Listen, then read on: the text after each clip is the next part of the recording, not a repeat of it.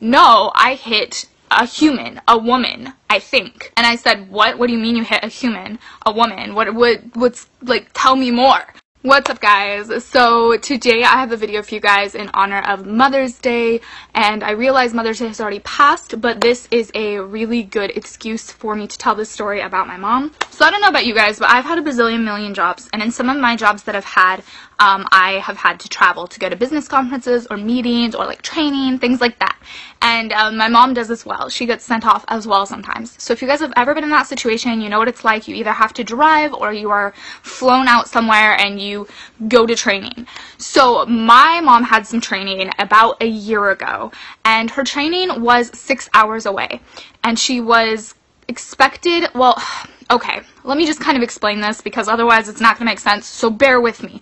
Okay, most everybody who works for this company lives very close to company headquarters where they have conferences, meetings, things like that. So they all live within an hour or two. My mom lives 6 hours away. She's the furthest person away from where they do these meetings at. So my mom and maybe one other person have to drive more than like 2 hours. But my mom's trip is like 6 hours. So the company has a policy which would allow her to drive down the night before, spend the night, go to the meeting, and then spend the night and then drive back home. But my mom is a workaholic, so she doesn't want to do that, so she decides to leave in the middle of the night. She still does this to this day, which drives me crazy. She will leave at like 2, 3 a.m. and drive and then get there in the morning so that she only has to spend one night because workaholics like her and me, we like to take any opportunity we can continue working. So she doesn't like to take off that whole day of work and drive. She wants to like spend half the night driving. I don't know. I don't understand it because in my mind it's a safety issue. But anyways, so about a year ago my mom was driving to this meeting that was out of town, and it was probably about 5 or 6 a.m. and I got a text. Now for some reason I was already awake, but I was still laying in bed. I don't know what had motivated me to get up at like 5:30, 6 a.m., but something did. So I was just laying in bed and I get this text, and the text says, I just hit someone on the road. Now, it's still dark out at this time, and I'm just thinking, okay, so she got into like a car accident, right? But then I text her and I'm like, what do you mean you hit somebody on the road? Are you okay? Is that person okay? Are they coming to get the car? Like, what's going on? And she tells me, no, I hit a human, a woman, I think. And I said, what do you mean you hit a human, a woman? What's, like, tell me more. And she says, I was driving down the highway. Now let me tell you, the highway speed limits are about between 65 and 70 depending where you're at. So she's driving on the highway going full speed. It's middle of the night, and she said she saw a movement out of the corner of her eye, and the next thing she knows, she hit somebody, a pedestrian, a woman running across the road in the middle of the night. Well, morning, but still night. So I am like, did you call 911? Did you call the cops? Like, I am a problem solver, so immediately I go into problem solving mode. I am like, you need to call the proper authorities. Also, is she dead? Do you see her? Is she alive? What's going on? And my mom texts me back and she's just like, I can't stop crying. The cops are here. They have her. She's fine. And I don't know what to do. So I'm like, okay, well, talk to the cops. Figure out if you can leave, if you need to go down and like take a statement, like we don't know what's going on, just like figure out what's going on and then come home. Like, don't you dare go to your business conference. You need to call them and tell them that you just hit a human being and you are not going.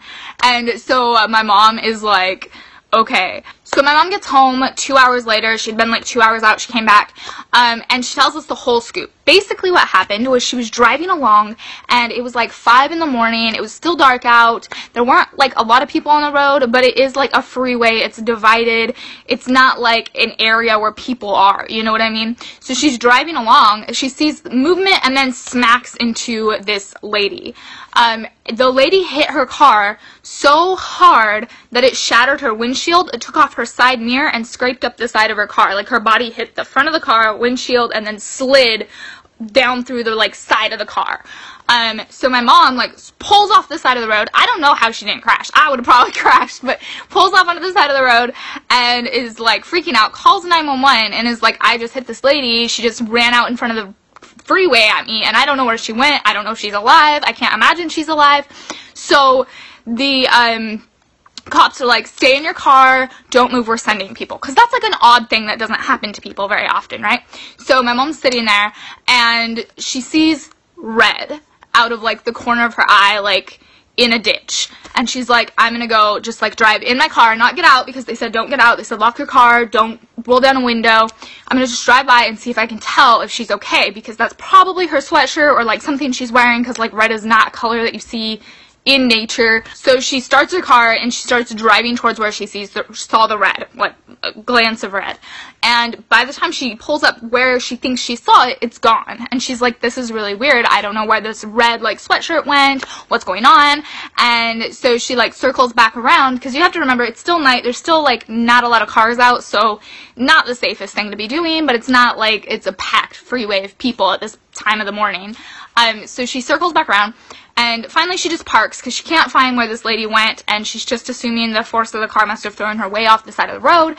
And so she stops and all of a sudden turns off her car, and all of a sudden sees the lady that she hit with her sweatshirt over her head and the strings tied around her face. Like she had tied them, cinched them up around her face, walking towards her car. And she's like, I didn't know what to do, because this person that should be dead is now walking towards my car with a sweatshirt on, hoodie up over her face, strings tied tight so you can't see her face, looks completely 100% fine, but had to have hit my car because my car is like shattered, walking towards me like a zombie. And she said she just had no clue what to do. She thought for sure this was the zombie apocalypse happening, and this lady had to have been a zombie or have some superpowers of some sort. So she's just like, what am I supposed to do if this happens? Of course, my first instinct is, you run them over again, but obviously not appropriate response, but I have a morbid sense of humor, okay?